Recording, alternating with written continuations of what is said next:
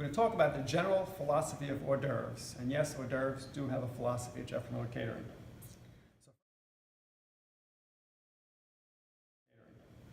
So first of all, they should be as attractive as possible. And the general look is simple, clean but neat. And also the food should be easy to eat, of course, and delicious.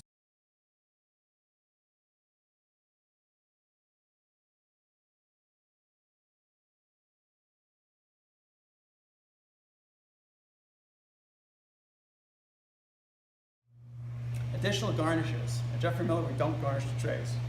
The food should be beautiful and tasty. You don't need to add any additional garnishes. So that means we're not slicing strawberries and fanning them out of the cheese boards. We're not taking grapes and arranging them. We're not going to put olives in the hummus bowl. Just the food and a whole bunch of the grapes and the bowls of dip, and that's sufficient. At the beginning of the cocktail hour, people are hungry. You want to fill the trays, so you want to make sure you have at least 12, 15 pieces on a tray. If you've got 150 people coming in, they're going to be hungry, so don't send out a tray with 6 or 8 hors d'oeuvres. Load the trays up at the beginning.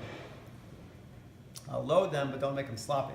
So don't start running them up the edge of the rim of the plate. Keep them within the plate, but do fill up all the space in that space on the plate. If the food runs out by the end of the cocktail hour, that's exactly what you want. What you don't want to have happen is 2 or 3 trays of food at the end of the cocktail hour, because people have paid for them and they're hungry. And if they don't eat the food at the cocktail hour, then they might clean us out of the food station if there's food stations later on. So definitely do get them all served. Sometimes the waitstaff will leave the cocktail hour to start serving water to tables. You tell the captain, I haven't served all my hors d'oeuvres, do not let the waitstaff serve water. They've all been told this, so you may have to remind them to let them know. But it's your job to make sure they all get served. If you run out 5 or 10 minutes before hors d'oeuvre, that's fine. We just, they can have drinks for the last 5 minutes, but you don't want to have trays left at the end, like I said. In terms of size, 1 bite is what you want.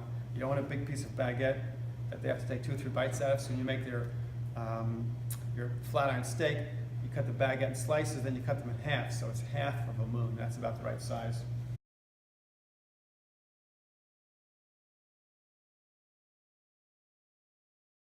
If you've got a lamb chop rack, when you get to the end, you're going to have the end piece that's got like a double thickness because there's no bone. Cut that double thickness piece off, and you can have it for lunch, but don't serve it. You don't want a meal. You just want an hors d'oeuvre.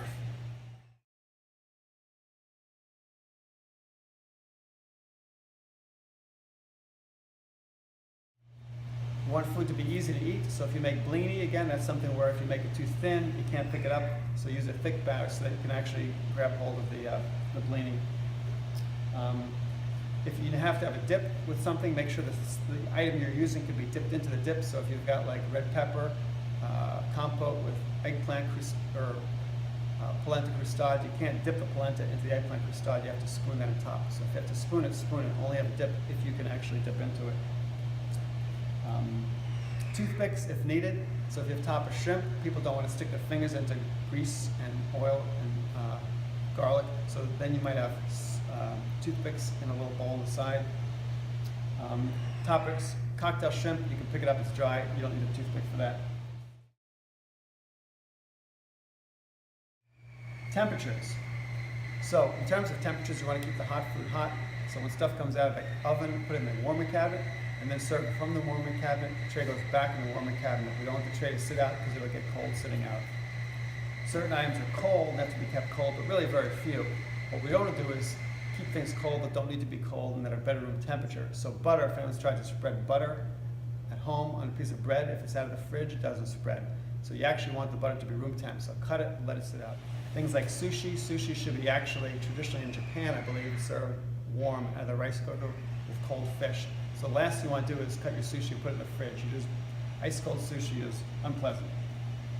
Salmon canapes, again, the salmon's nice. When the butter is melted and soft, the bread's soft, you don't want to make them and put them in the fridge. You just don't need to have cold salmon canapes. Things take a pretty long time to spoil. So if you make an hors d'oeuvre and you're going to serve it within an hour, it's not going to spoil. It doesn't have to be in the fridge unless you want it to be cold. But again, not that much stuff needs to be cold.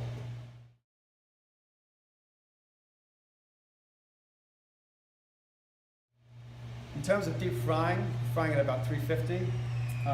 If something comes out of the fryer greasy, that means there's too much in the pan or it was too cold. It wasn't 350 yet. So you want to do one layer of things in the deep fryer. It comes out, it should look dry, pretty much. Again, if it's greasy, that means you have too much in the fryer, in which case load it with less.